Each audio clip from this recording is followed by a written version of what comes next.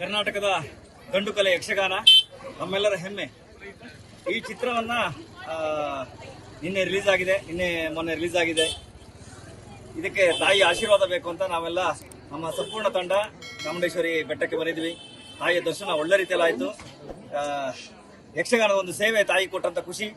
ಅದ್ರ ಜೊತೆಗೆ ಇಲ್ಲಿಂದ ಇನ್ನೂ ನಮ್ಮ ವಿಜಯೋತ್ಸವ, ಯಕ್ಷಗಾನದ ವಿಜಯೋತ್ಸವ ಕರ್ನಾಟಕ ರಾಜ್ಯಾದ್ಯಂತ ದೇಶದಾದ್ಯಂತ ನಡೆಯಲಿಕ್ಕಿದೆ ಅಂತ ಹೇಳಲಿಕ್ಕೆ ಇಷ್ಟಪಡ್ತೇನೆ. ತಾಯಿ ಅನುಗ್ರಹ ಸಂಪೂರ್ಣವಾಗಿದೆ. ನಿಮ್ಮೆಲ್ಲರ ಶುಭ ಹಾರೈಕೆ ಆಶೀರ್ವಾದ ನಮ್ಮ ಮೇಲೆ ಸದಾ ಇರಲಿ.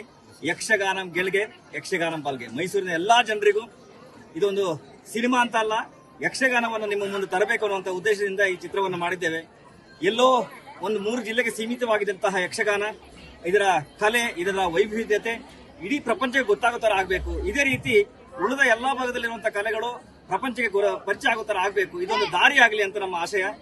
ಎಲ್ಲರೂ ಬನ್ನಿ, ಈ ಯಕ್ಷ ಚಿತ್ರವನ್ನ ನೋಡಿ, ಯಕ್ಷಗಾನವನ್ನ ಪ್ರೇರೇಪಿಸಿ, ಯಕ್ಷಗಾನಕ್ಕೆ ಸಪೋರ್ಟ್ ಕೊಡಿ. ಅವರ ಕಲಾವಿದರಿಗೂ, ಆ ಬಳಗಕ್ಕೂ, ಈ ಕಲೆಗೂ ಒಂದು ನಿಮ್ಮ ಕಡೆಯಿಂದ ಮರ್ಯಾದೆ ಸಿಗ್ಲಿ, ಅದಕ್ಕೆ ಗೌರವ ಸಿಗ್ಲಿ ಅಂತ ಈ ಮೂಲಕ ಕೇಳ್ಕೊತೀನಿ. ಇವತ್ತು ಏನು ಮೈಸೂರಿನಲ್ಲಿ ಬಂದು ಚಾಮುಂಡಿ ಬೆಟ್ಟದಲ್ಲಿ ವಿಶೇಷ ಪೂಜೆ ಮಾಡಿದ್ದೀರಾ, ಏನು ಉದ್ದೇಶಕ್ಕೆ ಮಾಡಿದ್ದೀರಾ? ಹಾಗೆ ನೀವು ಈ ಫಿಲಮ್ ಅಲ್ಲಿ ಏನ್ ಸಂದೇಶ ಕೊಟ್ಟಿದ್ದೀರಾ? ಈ ಚಿತ್ರದ ಮೂಲಕ ವೀರ ಚಂದ್ರಹಾಸನ ಕಥೆಯನ್ನ ಸಾರಲಿದೆ. ಈ ಚಿತ್ರ ಮೂಲಕ ಹೇಳಿದ್ದೀವಿ.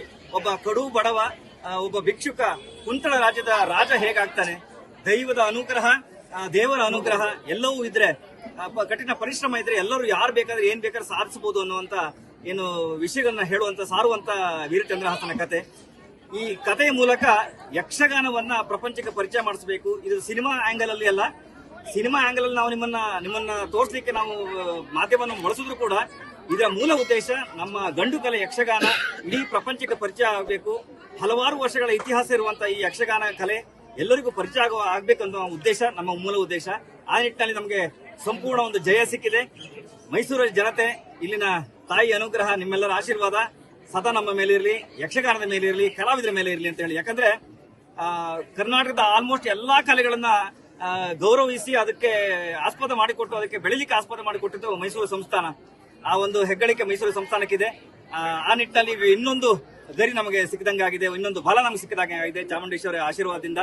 ನಿಮ್ಮೆಲ್ಲರ ಶುಭ ಆಶೀರ್ವಾದ, ನಿಮ್ಮ ಆಶೀರ್ವಾದ ನಮ್ಮ ಮೇಲೆ, ನಮ್ಮ ತಂಡದ ಮೇಲೆ, ಈ ಚಿತ್ರದ ಮೇಲೆ, ಕನ್ನಡದ ಚಿತ್ರರಂಗದ ಮೇಲೆ, ಈ ತರ ಬರುವಂತಹ ಹೊಸ ಪ್ರಯತ್ನಗಳ ಮೇಲೆ ಇರಲಿ ಅಂತ ಹೇಳಲಿಕ್ಕೆ ಇಷ್ಟಪಡ್ತೀನಿ. ಯಕ್ಷಗಾನಂ ಗೆಲ್ಗೆ, ಯಕ್ಷಗಾನಂ ಪಾಲ್ಗೆ. ವಿಶೇಷವಾಗಿ ಎಲ್ಲರೂ ಮಂದಿ ಒಂದು ವಿಶೇಷ ಪೂಜೆ ಸಲ್ಲಿಸಿದ್ರಲ್ಲ, ಅದೇನು ಉದ್ದೇಶವೇ ಇಷ್ಟೇ. ಯಕ್ಷಗಾನ ಎಲ್ಲರಿಗೂ ಗೊತ್ತಾಗುತ್ತಾರೆ. ಎಲ್ಲೋ ಏರ್ಪೋರ್ಟ್ ಅಲ್ಲಿ ಗೊಂಬೆಗಳನ್ನು ನೋಡಿರ್ತೀರಾ, ಅಥವಾ ಎಲ್ಲೋ ಪಠ್ಯಪುಸ್ತಕದಲ್ಲಿ ಒಂದ್ 2 ಪಿಕ್ಚರ್ ಇಮೇಜ್ಗಳನ್ನ ನೋಡಿರ್ತೀರಾ. ಅದು ಯಕ್ಷಗಾನ ಅಲ್ಲ.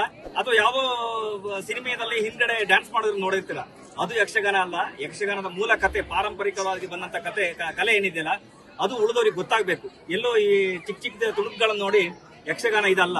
ಯಕ್ಷಗಾನದ ಮೂಲ ಬೇರೆ ಇದೆ.